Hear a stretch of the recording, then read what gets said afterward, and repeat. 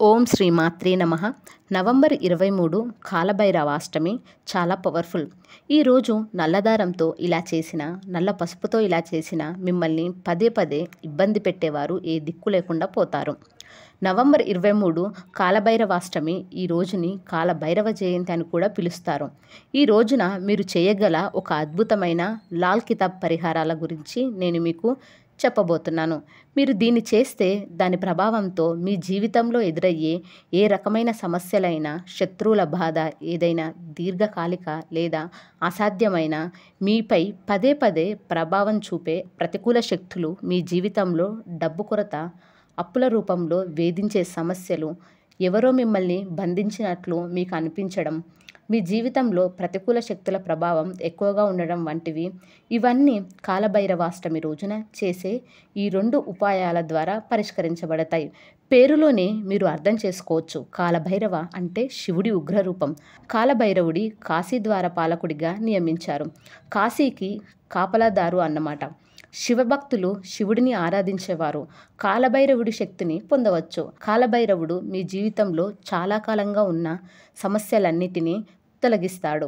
ప్రతి నెలలోనూ కృష్ణపక్ష అష్టమి వస్తుంది. ఆ రోజు కూడా మీరు కాలభైరవ స్నామంతో ఉపాయాలు చేయవచ్చు. దాన ధర్మాలు, ఇతర ఉపాయాలు చేయవచ్చు. ఇప్పుడు నేను మీకు చెప్పబోయేది కాలభైరవాష్టమి రోజున చేసే ఒక అద్భుతమైన ఉపాయం. ఎలా చేయాలో చూద్దాం. మొదటి ఉపాయం నల్లదారంతో చేసేది. నల్లదారంతో ఎలా చేయాలో చూద్దాం. పిల్లలకు లేదా ఇంట్లో ఎవరికైనా పదే పదే దిష్టి తగులుతుందంటే, శత్రువులు ఎక్కువగా బాధ పెడుతుంటే, ఏదో సరిగ్గా జరగడం లేదని మీకు అనిపిస్తే, అలాంటి సందర్భాల్లో మీరు ఏం చేయాలంటే, ఇంట్లో కుట్టుమిషన్ దారం ఉంటుంది కదా, దాన్ని తీసుకొని ఇలా 7 పొరలుగా చుట్టాలి. 7 సార్లు ఇలా చేయాలి.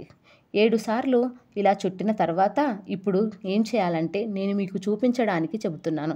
మీరు 7 సార్లు ఇలా తీసుకోవాలి. 7 సార్లు ఇలా తీసుకున్న తర్వాత ఇందులో మీరు ఒక ముడి వేయాలి. చూడండి ఎలా వేస్తున్నానో దగ్గరగానే వేస్తున్నాను. మీ దారం ఎంత పొడవుగా ఉంటుందో అది మీరు కాలికి కట్టుకోవడానికి, చేతికి కట్టుకోవడానికి చూసుకోవాలి. ఇలా ఓం కాలభైరవాయ నమః, ఓం కాలభైరవాయ నమః అని జపిస్తూ 5 ముడులు వేయండి. అది చాలా మంచిది.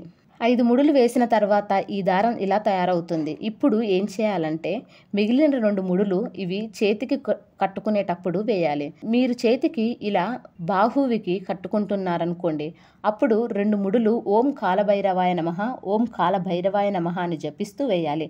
అదే కాలికి కట్టుకున్నట్లయితే మీ ఎడమ కాలికి కట్టుకోవచ్చు. 5 ముడులు మీరు ఆ దారాన్ని తయారు చేయడానికి వేశారు. చివరి 2 ముడులు దారం ఊడిపోకుండా ఉండడానికి వేయాలి. అంటే చివరి ముడులు కూడా మీరు కాలికి కట్టుకునేటప్పుడు వేయాలి. దాన్ని సరిగ్గా బిగించాలి. 2 ముడులు వేసేటప్పుడు ఓం కాలభైరవాయ నమః, ఓం కాలభైరవాయ నమః అని జపించాలి.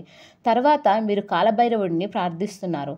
మీ జీవితంలో ఉన్న సమస్యలు తొలగించమని, ఏదైనా వ్యాధి తగ్గడం లేదనుకోండి, అప్పుడు ఆ వ్యాధిని తగ్గించమని ప్రార్థిస్తూ దారాన్ని కట్టుకోవాలి. అది మీకు దానంతటా అదే ఊడిపోయే వరకు, తెగిపోయే వరకు కట్టుకొని ఉండాలి. అప్పటి వరకు దాన్ని మీ శరీరం నుండే తీయకూడదు.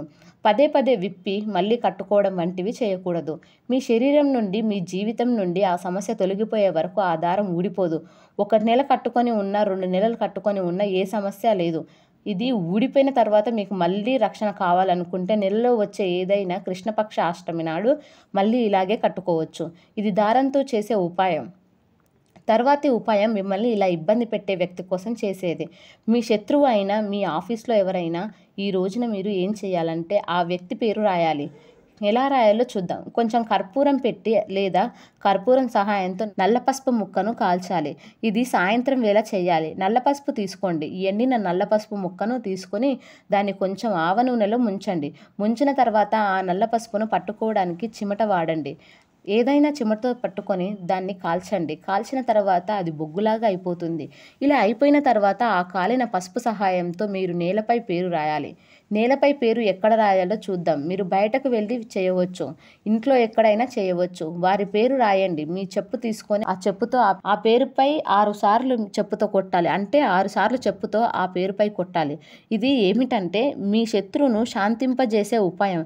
ఇలా చేస్తే అతనికి మానసిక బాధ కలుగుతుంది. అతనితో మీపై ఉన్న ద్వేషం తగ్గడం మొదలవుతుంది. ఇది ఒక ప్రత్యేక తాంత్రిక ప్రయోగం. మీరు మారణ మోహన, సమ్మోహన, ఉచ్చాటన వంటివి వినే ఉంటారు.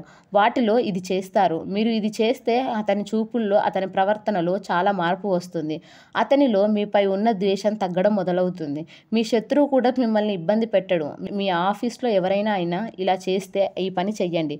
మీకు ఎంత మేలు జరుగుతుందో. ఇలాంటి వాళ్ళతో కుంగిపోకూడదు. భగవంతునిపై భారం వేయండి, అంతా మంచే జరుగుతుంది. ఇలా లాల్ కితాబ్లో చెప్పినట్లుగా వీలైన వారు ఈ పరిహారాలు చేసుకోండి, శుభ ఫలితాలు పొందుతారు. వీలు కాని వారు ఓం కాలభైరవాయ నమః, ఓం కాలభైరవాయ నమః, ఓం కాలభైరవాయ నమః అని జపించండి. సకల శుభాలు కలుగుతాయి.